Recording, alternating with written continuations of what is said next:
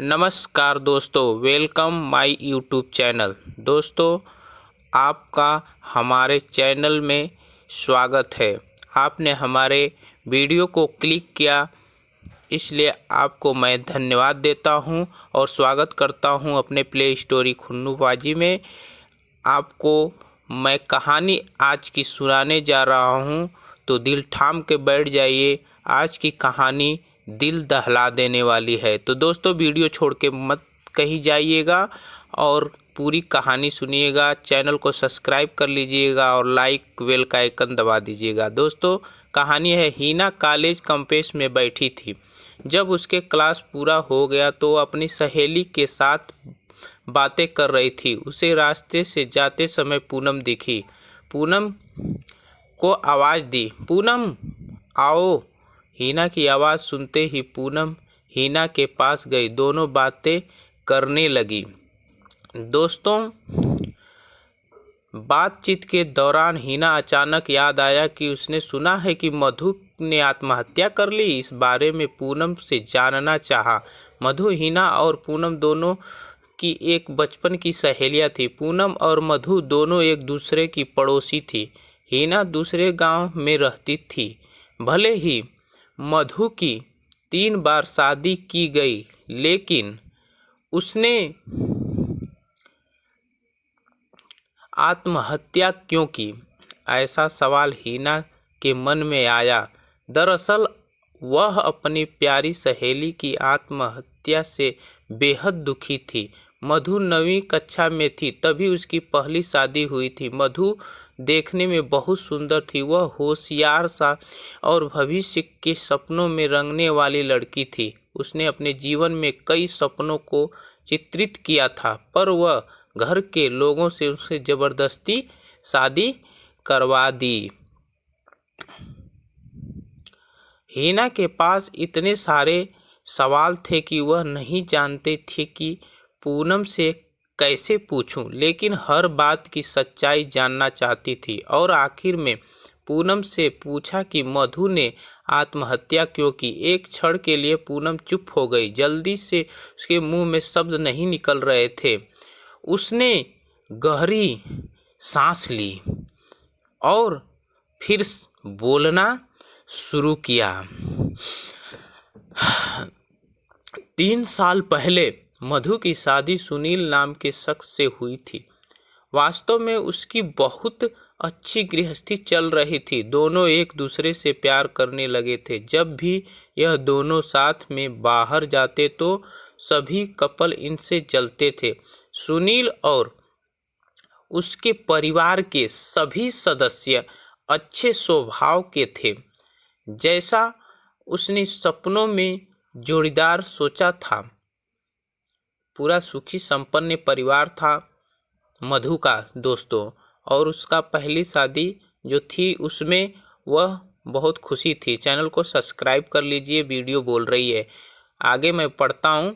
वैसे ही उसे अपना पार्टनर मिला था। उसके घर की स्थिति मध्यम थी। सुनील का एक छोटा होटल था, उसमें से उसके सारे खर्चे बांट देने के बाद कुछ पैसे बच जाते थे। घर की हालत बहुत साफ सुथरी थी। एक दिन वह होटल से घर बाइक पर आ रहा था। एक बड़ी कार से उसका बहुत बड़ा एक्सीडेंट हो गया और इसमें उन्होंने काफ़ी चोट आ गई। हादसे के बाद उसे अस्पताल ले जाया गया, लेकिन सिर में गंभीर चोट लगने के कारण इलाज के दौरान उसकी मौत हो गई।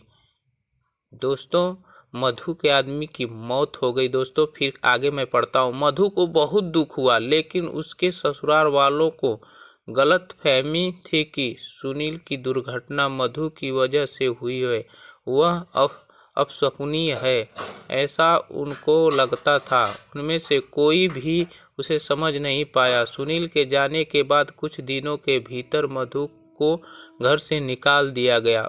उसे घर से बाहर निकालने के बाद वह मायके गई और कुछ दिन मायके में ही रही, लेकिन आसपास पड़ोसी में चर्चा हो गई कि उसके माता पिता फिर उसके लिए रिश्ता ढूंढने लगे। जब वह बाहर निकलती थी तो लोग हमेशा उसे ताने मारते थे। इस वजह से सभी बहुत परेशान हुए। ऐसे में उन्होंने जल्दी जल्दी में अमोल से शादी करवा दी। अमोल बहुत बुरा आदमी था, दारू पीता था, कुछ काम धंधा नहीं करता था, चोरी करता था, मारपीट करता था। उसका रोजाना यही काम, इससे मधु बहुत दुखित हो उठी, कुछ कर भी नहीं सकती थी। एक रात को वह देर से घर आया और जल्दी जल्दी में घर में कुछ ढूंढने लगा। मधु ने उसे पूछा पर उसने कुछ भी नहीं बोला। उससे जो चीज़ चाहिए थी वह उसे मिली नहीं। इस वजह से वह वहाँ से बाहर चला गया। मधु रात भर उसकी राह देखती रही पर वह आया ही नहीं। दूसरे दिन पुलिस को उसका मृतदेह रास्ते के किनारे पड़ा हुआ मिला। उसका चाकू से किसी ने खून किया था।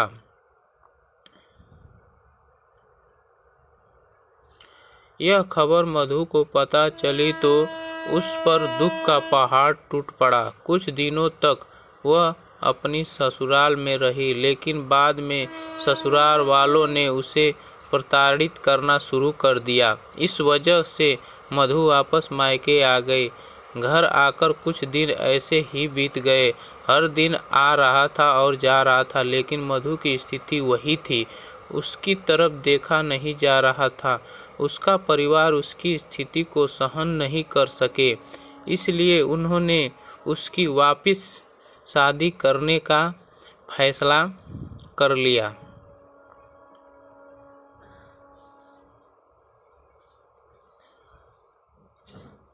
उसके लिए रिश्ता ढूंढने लगे। उनके रिश्तेदारों में रितेश नाम का एक लड़का था। उसकी पहले से ही एक बार शादी हो चुकी थी और रितेश से मधु की शादी करवा दी। मधु बहुत खुश थी। शादी हुई और कुछ महीनों बाद उसे मालूम हुआ कि रितेश को कैंसर है, ब्लड कैंसर। इस बात का पता चलते ही उसके हंसते हुए चेहरे पर फिर से दुखी हो गया, लेकिन उसने हिम्मत से इन सब का सामना करने का फैसला किया।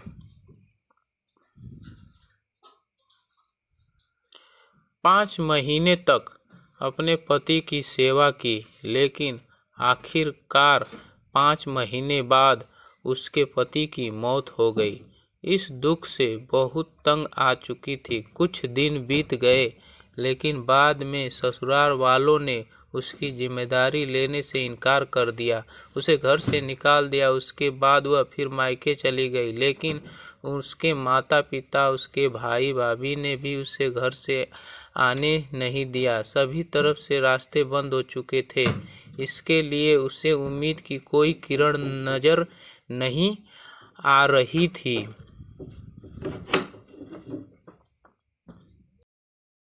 सभी तरफ से रास्ते बंद हो चुके थे। उसके लिए उसे उम्मीद की कोई किरण नजर नहीं आ रही थी। अंत में उसने खुद को खत्म करने का फैसला किया, उसका जीवन समाप्त कर दिया। मधु की यह कहानी सुनकर हिना की आंखें आंसुओं से भरकर बह रही थी। पूरा दिन वह मधु के बारे में सोचती रही। क्या इन तीनों घटनाओं से बेचारी मधु का कोई भी दोष था? कमेंट बॉक्स में ज़रूर लिखिएगा दोस्तों। क्या उसके माँ बाप को सिर्फ उसकी शादी कर उसे हर बार किसी के पास भेज देना सही था? वो उसे अपने पैरों पर खड़ा करने की भी कोशिश कर सकते थे। सच कहो तो मधु की जान उसकी बदनसीबी नहीं, उसके परिवार के, उसके आसपास के लोगों को छोटी सोच ने ली है। वो बेचारी मनहूस नहीं, बदनसीब थी, क्योंकि उसके आसपास ऐसी सोच रखने वाले लोग थे। तो दोस्तों, हमारी कहानी आज की आप लोग को कैसी लगी? अगर अच्छी लगी तो वीडियो को लाइक कर दीजिएगा, चैनल को सब्सक्राइब कर लीजिएगा। आज के लिए इतना ही। जय हिंद, जय भारत।